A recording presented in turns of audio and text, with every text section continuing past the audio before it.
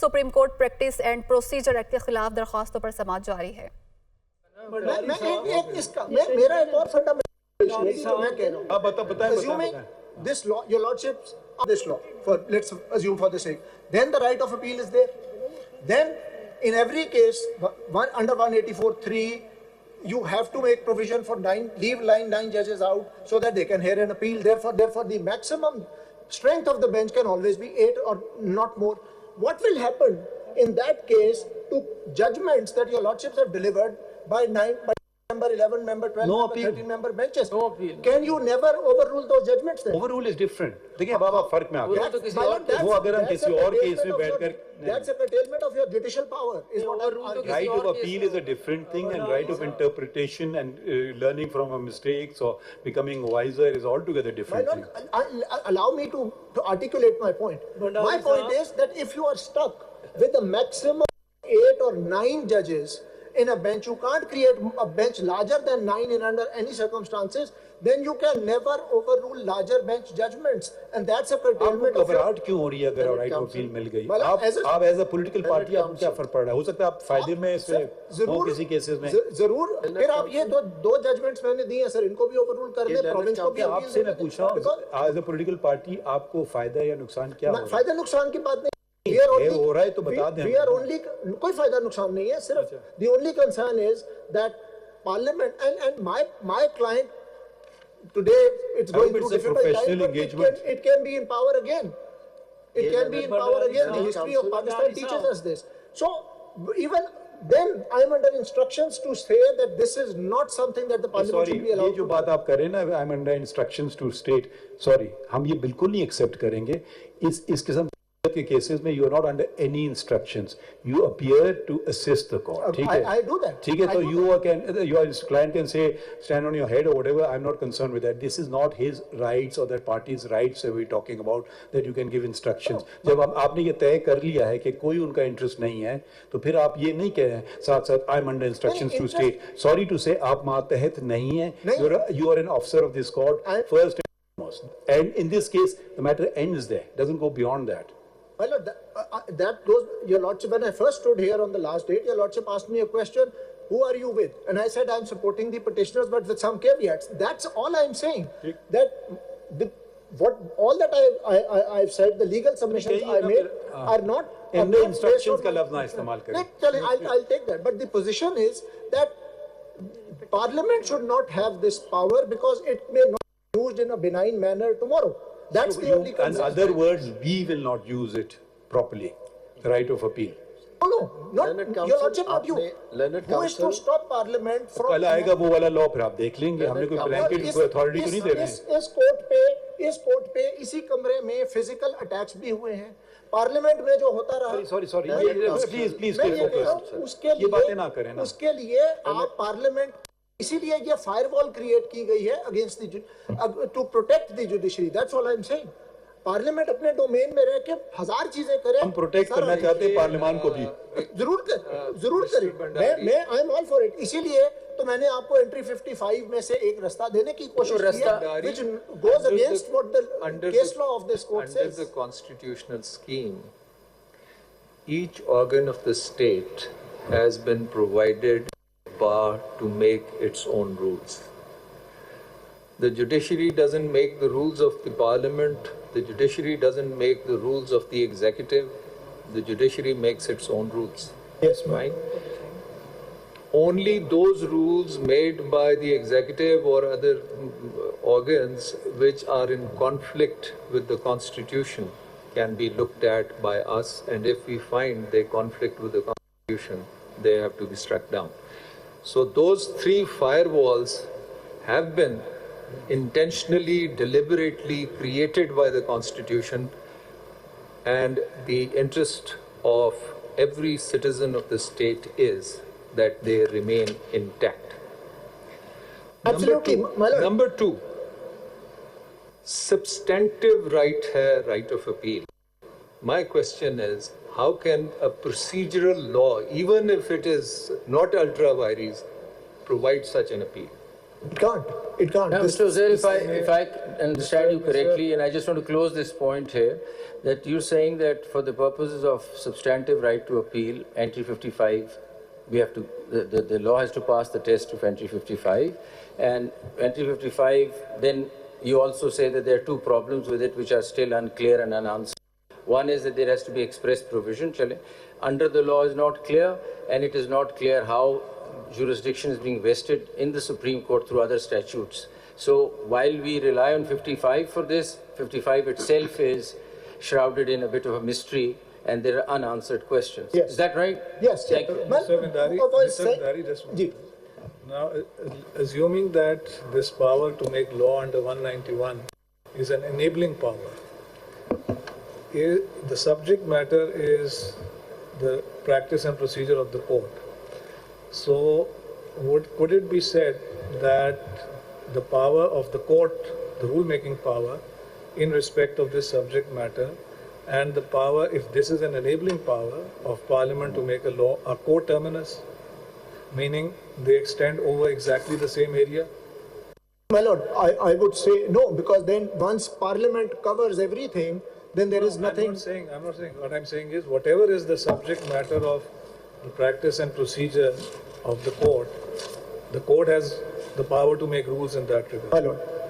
If law as used in 191 is an enabling power, it operates on the same subject matter, and the area therefore is the same.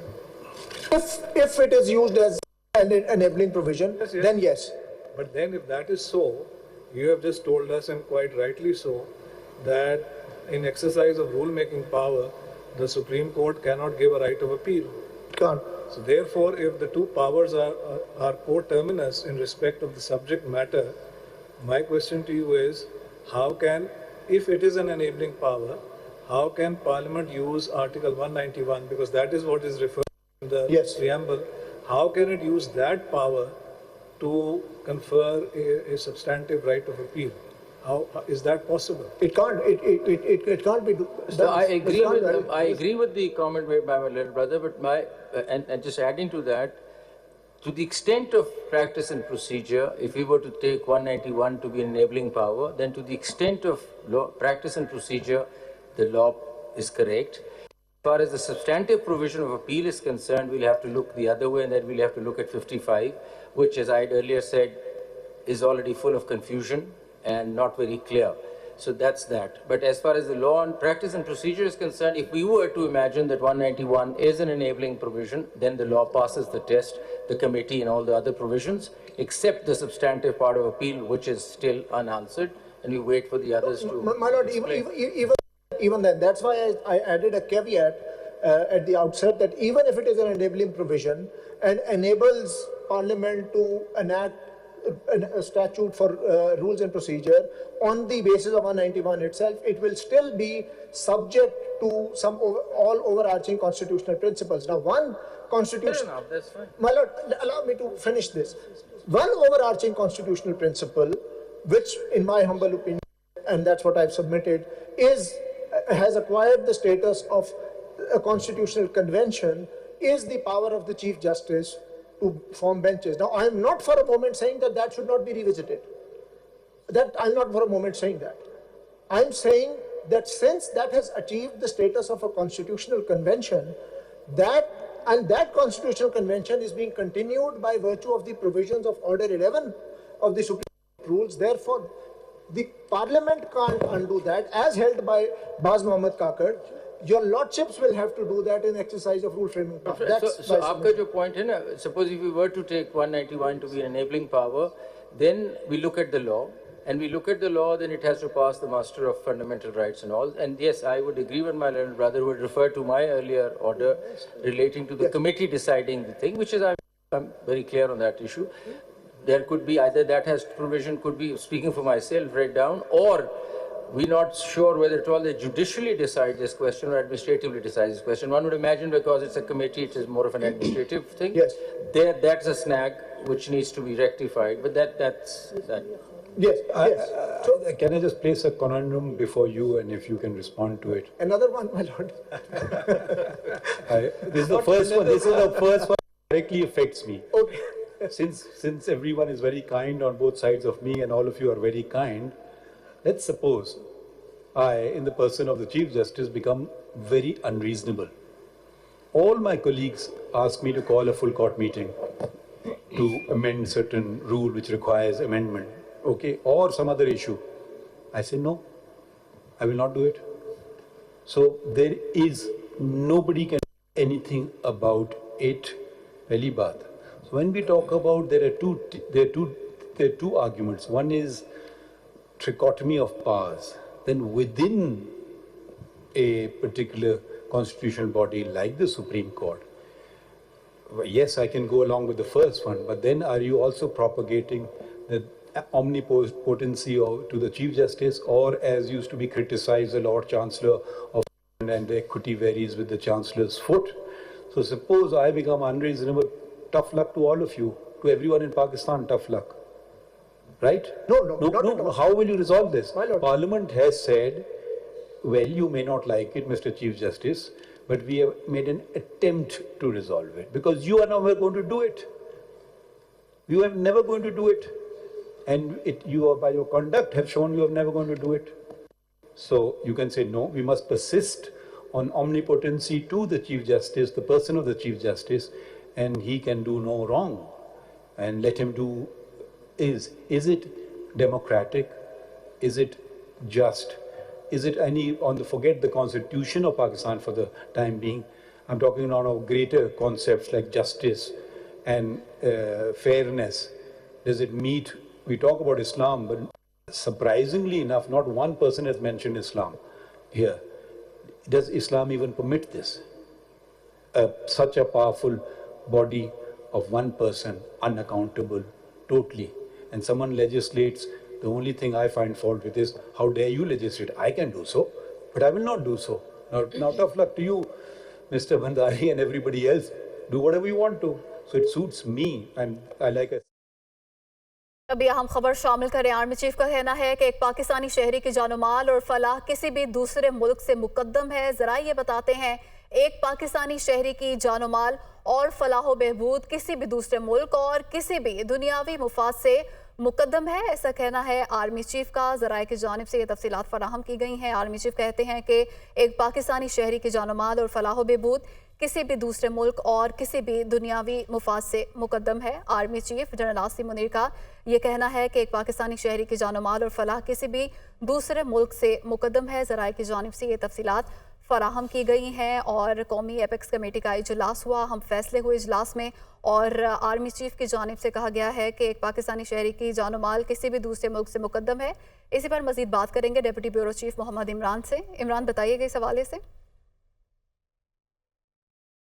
जी बिल्कुल, apex committee के इजलास में chief of army staff general Syed Asim Munir ने जो इस वक्त policy चल रही है गैर मुल्कियों को पाकिस्तान से मुल्क बदर करने के हवाले से, ख़ुसूसी तौर पे जो अफ़गान शहरी हैं जो इल्लीगली पाकिस्तान के अंदर जो हैं वो इस वक्त रिहाइश पसीर हैं, उस पूरी जो पॉलिसी है और उस पूरी स्ट्रेटजी को उन्होंने हाईलाइट करते हुए चीफ ऑफ आर्मी स्टाफ ने एक बात पर बहुत ज़ोर देकर ये कहा है कि एक पाकिस्तानी शहरी की जान, माल और फलाह बहबूद किसी भी दूसरे मुल्क और किसी भी दुनियावी फ़ायदे से ज़्यादा मुकद्दम है।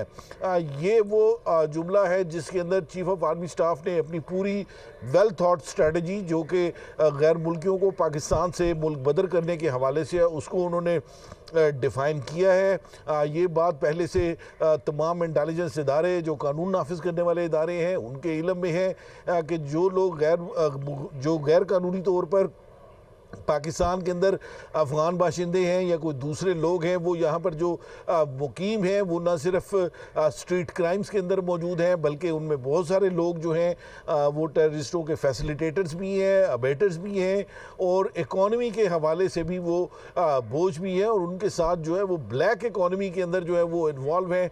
तो इस हवाले से इन सारी चीज़ों को फोकस करते हुए आर्मी चीफ ने ये कहा है कि जो गैर मुल्कियों का इनखला इस मुल्क से बहुत ज़रूरी है। गैर कानूनी तौर पे जो इजलास हुआ है, हम फैसले हुए हैं। मोहम्मद इमरान, बहुत शुक्रिया।